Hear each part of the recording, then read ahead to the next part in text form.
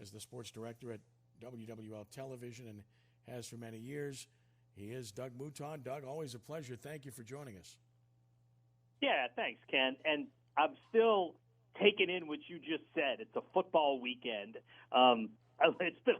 It's been a long time. My wife and I say it all the time. 1 week of 2020 is like a month, so it feels like it's been about 3 years since we actually had real football, and it's stunning that we're getting ready to actually care about football games again. I can't wait. No doubt, and of course we're going to talk about the Saints and Tulane, but I wanted to get a quick comment on high school sports, of course, as well, which your station does an excellent job of covering on a regular basis. And now I just, of course, have commended Eddie Bonan and the LHSAA for months upon months now, because I think they've handled this perfectly. I think they've done everything for the kids to try to get them on their respective courts and fields and everything else, and it's paid off as a result. So I think that's great, and it also reminds me of, back in the old days. I can remember you being in Hoover, Alabama, calling into my show on Friday night and doing updates on the John Curtis Hoover game back in those days. I'm sure you remember that well, right? Oh, that was one of the great games I've ever seen from a single player. Joe McKnight, if you ever wanted to know how great Joe McKnight was as a football player, it was that single game. The best 12 players on the field, 11 of them played for Hoover, and Curtis had Joe McKnight, and he was spectacular. It was an unbelievable night. Yeah, Curtis won. No doubt. And, of course, we know today that now the prep season for football will start the first week of October, the first, second, and third, which is great because that will allow 8 regular season games to be played, plus a full playoff schedule, which is terrific, and all championship games under the same roof in the Superdome, or so we think, because here we are celebrating this, and everywhere else in the state it's being celebrated, and yet there's still some cause for pause in New Orleans proper because of Mayor LaToya Cantrell. Today, she made a statement as it relates to the high school football playing. You'll be hearing from me very shortly on that. I have a couple of more meetings and conversations that I have to have. I'll be rendering a decision very soon. It was your question that prompted her initial response last week, which really puzzled, if not shocked, a lot of people. And needless to say, there are critics everywhere, including in Orleans Parish, including amongst the public schools that clearly would fall under that jurisdiction. Many questions, though, to be answered about that, Doug. Number one, can these schools leave Orleans to go play games if they want to? The answer to that is yes, if you're a private school, because they're privately funded, right? From a public perspective, it's a little bit of a different dilemma for them. But then the second part of that is, if you're in Orleans Parish, everybody else can hit tomorrow. They can't hit, but there are loopholes there too. Holy Cross plans on leaving its own campus to get out of the parish to hit. Jesuit, of course, has John Ryan Stadium in Metairie, which is not in Orleans Parish. So there are loopholes. This could be a disaster in the offing if this doesn't change very soon. Because think about it, Doug. You got all 9 championships being played in the Dome in late December, or will they be? What if she says that can't happen? Now, you would like to think by then it wouldn't be an issue, but you got to think about all these things, right?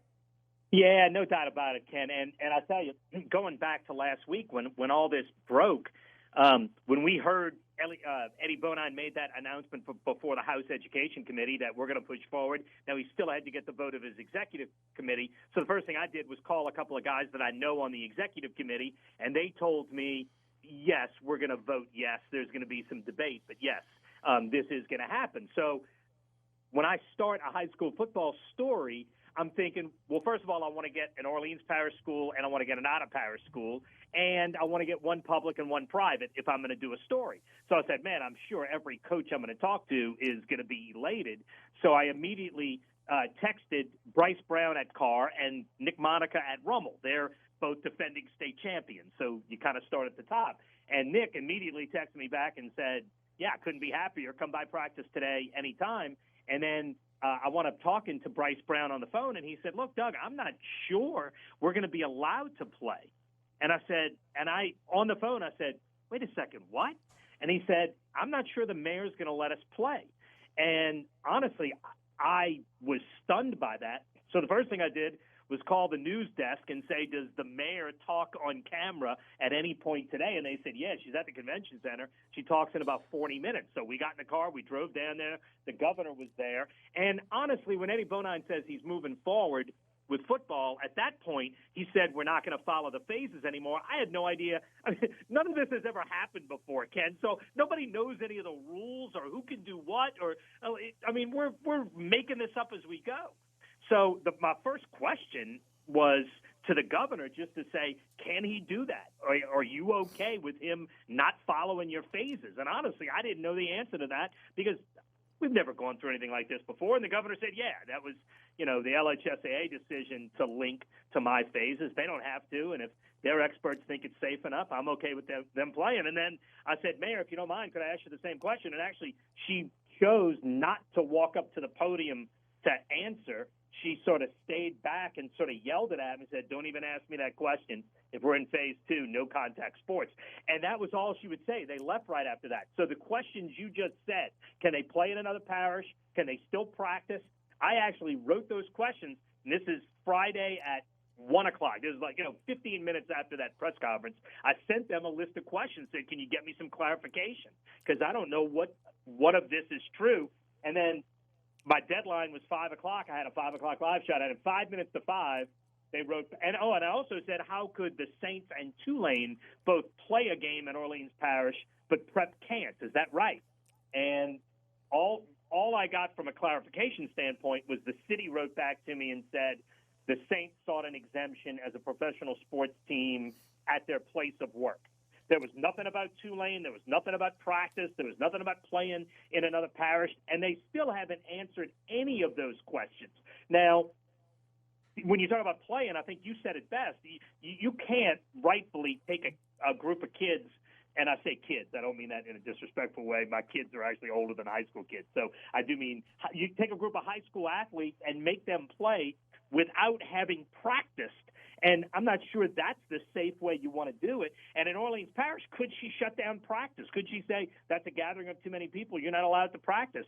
I think she does have that authority. I do know that in an emergency declaration like this, any parish president can make a declaration for their parish that is stricter than the state standards. They can't make one that's less strict, but they can make one that's more strict. She's chosen to do that. She's 100% within her authority and her power to do that. Now, should she be doing that is a whole different story. I know she's getting pressure from public, from private, from all sectors of the community about playing. And Orleans Parish coronavirus numbers are actually better than most other parishes.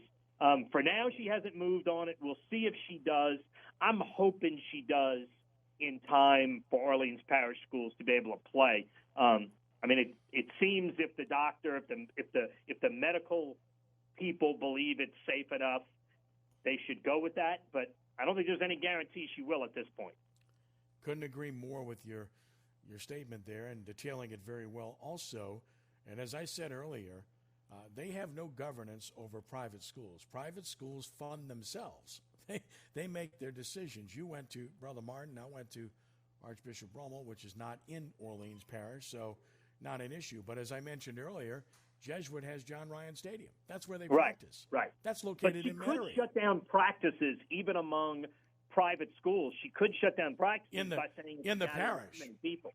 In the parish, correct. In the parish, but correct. not at John Ryan Stadium. Schools, I'm not sure public schools, most of those schools are going to have the means to get to a facility outside the parish to practice. Well, so I think for the vast majority of schools, as long as she shuts them down, they have to stay shut down. Doug Mouton with us from WWL Television. I had Bryce Brown on the show Friday night, and he said they've already made provisions. They're not happy. They're very unhappy. And this is not a conservative, liberal, Democrat, Republican, black or white, suburban or urban issue. It's across the board. The kids want to play. The coaches want to play. For the most part, the parents want them to play, and the principals want them to play. So, to me, it should be pretty much an open and shut case. And you made the case correctly that Orleans Parish, for instance, has, at this number, significantly less numbers than Jefferson Parish. which well, is and Ken, what you just sure. said, I think, is funny because I said that in the sports office earlier today. There are very few issues right now that seem to unite us. I mean, correct. very few. I mean, Yes, things sir. are so polarized in every place you go. And this seems to be one issue where, honestly, I have heard great great agreement from everybody across any political line. It's not public, private. I mean, all the things you said are 100% true. And just that we as a people right now can agree that wholeheartedly on anything says something very positive. Which is why I hope and I have to believe that the mayor is going to come off of that and let the kids play. I couldn't agree more. I think it's going to happen. I just can't imagine that I she can't would either. stonewall this and put her, because I'll tell you what, if she does, she's going to put her political career in peril.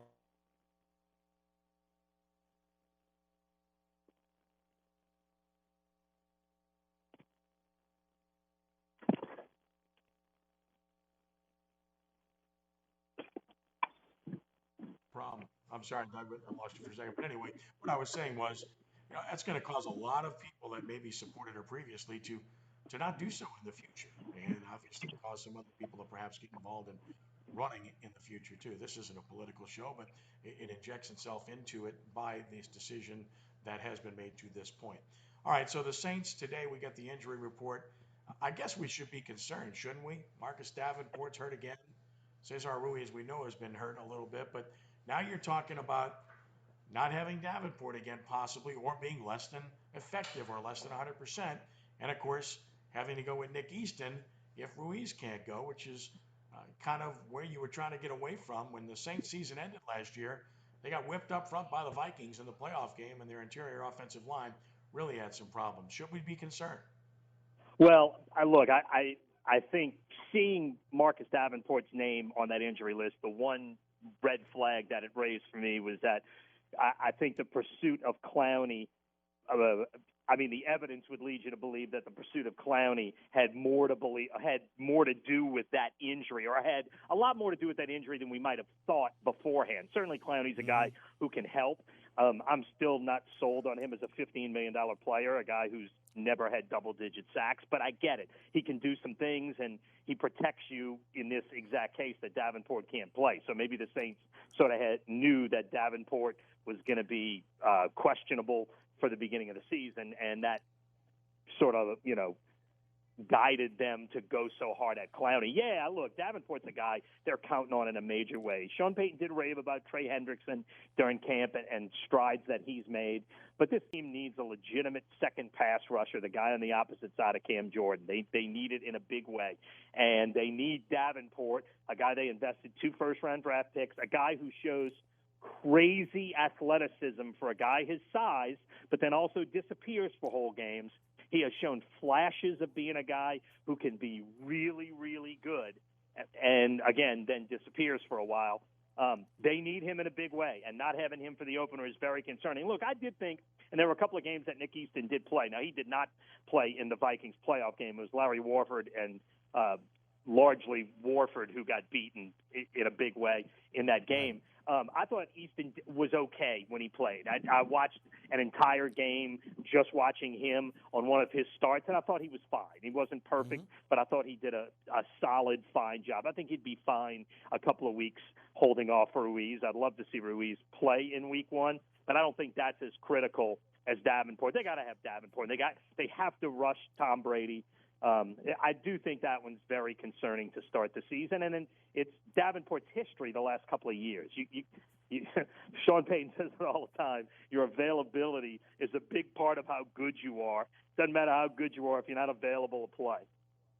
Right. The fact that some reports were that they were willing to part with Sheldon Rankins, his contract's up at the end of the year. Does that give you any revelation regarding his future?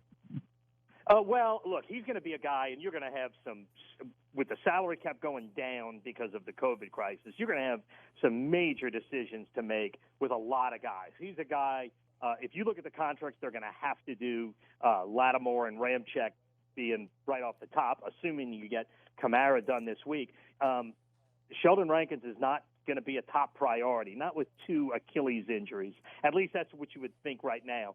So the fact that they and I heard that he was out there. I never heard that they were shopping him the way that sounds. But maybe letting people know if you got something big to offer, we're listening would be more of the way I would describe it. Rankins is definitely in a prove-it situation right now. I mean, back-to-back Achilles injuries. I remember at the time when DeMarcus Cousins went down for the Pelicans, I talked to a few doctors about Achilles injuries. It's really hard to regain quickness from Achilles, and he's had one on each. So we'll see. He's definitely in a prove-it situation. The other position, if there's any level of concern, could be linebacker. When you look at their depth chart, they have Anzalone listed starting inside, and they have Caden Ellis listed starting outside, who's never played it down, and Anzalone constantly injured. So we know what DeMario Davis is all about. Alonzo's hurt, and then, of course, you sit and wait for Zach Bond. So should that be a position of concern? Well, a little bit, except I think DeMario Davis, A, is as good as any inside linebacker in football, and B, this team has the ability with its defensive backs to rarely, if ever, play 3 linebackers at the same time, and they can even get away from 2 in a sense that a guy like Chauncey Gardner-Johnson can do a lot of the things playing in the box that a linebacker can do. I think in passing situations, you might see, whereas last year in passing situations, you'd see Davis and A.J. Klein, and I did think losing A.J. Klein was a big loss because those 2 are terrific against the pass, terrific in coverage. You can use a second guy in coverage. So really, if Anzalone's better, he's not A.J. Klein, but he can play. He's bigger, maybe not as fast or as quick. You're hoping Zach Bond will be that guy eventually, but you could do a lot of things playing 5, 6, and look, potentially even 7 defensive backs at a time. The Saints are deep in the secondary, and they do have a couple of guys. Malcolm Jenkins can play at the line of scrimmage, could play in the box. Certainly, like I said, Gardner-Johnson can do it. So you've got some options. I wouldn't be overly concerned. DeMario Davis is so good. But, yeah, you're going to need Anzalone to have the year that he's been sort of promising the last few. You know what I mean? Like, he's looked like the guy who could be a really good player and hasn't been it yet, mostly because of injuries. If he could be that guy, I think you'd be fine. About 2 minutes left for Doug Mouton at WWL. Tulane opens at Mobile against South Alabama. South Alabama was impressive in their win over Southern Miss, and then the Golden Eagles fired their coach, or he quit, or whatever the case may be. having watched, which was very strange, by the way, but having watched the game, I think Tulane's a better team. I think they'll win the game. South Alabama has an advantage in that they've played a game already. I like Tulane to beat Southern Miss. Having watched Navy, I certainly like Tulane to beat Navy. They got a chance to get off to a really good start. They got a chance to, in my mind, win 8 games this year. Thoughts? Yeah, and I agree completely. And I'm a huge fan of what Willie Fritz has done, and how he's done it. You can see in this recruiting class how so many more local kids now, because high school coaches, and look, I think in our area we have some of the great high school coaches that you're going to see in the country, and the talent that we produce. If you look at what happened last year, Tulane goes to a bowl game for the second year in a row. LSU wins a national championship. Both Nichols and Southeastern go to the NCAA tournament, and all 4 of those programs were built in a large way with high school talent from right around here. And you're now seeing Willie Fritz get more of those guys. This recruiting class, he has better local talent than he's had in any before. And I think that's obviously the key to taking the next step, getting to a bowl game 2 years in a row. I love the way he plays. He has played to his strength in every way. Justin McMillan wasn't a great quarterback, certainly not a real accurate passer, but they found a way to use what he does best. We haven't seen Keon Howard play yet. I'm obviously curious what he'll look like, but I think they've done a really terrific job of maximizing what they have. I think they're going to be better this year than they have the last couple of years, even with the new quarterback. And yeah, I think they could potentially win 7-8 games again, which would get them back to another bowl game. We don't even know what the bowl situation is going to look like, but Tulane has never in the history of the school gone to a bowl game in 3 straight years. And I think if the bowl games exist, they'll do that this year. Doug, thanks again for the visit tonight. Follow Doug on Twitter at DMoutonWWL, and continue to do the great job. And hallelujah, amen. We're finally going to see football, buddy. Yeah, I can't. I can't wait. I'm a little stunned, and I'll believe it when I see it, but I can't wait. Thank you, Doug. Appreciate it. All right, thanks, Ken. You got it.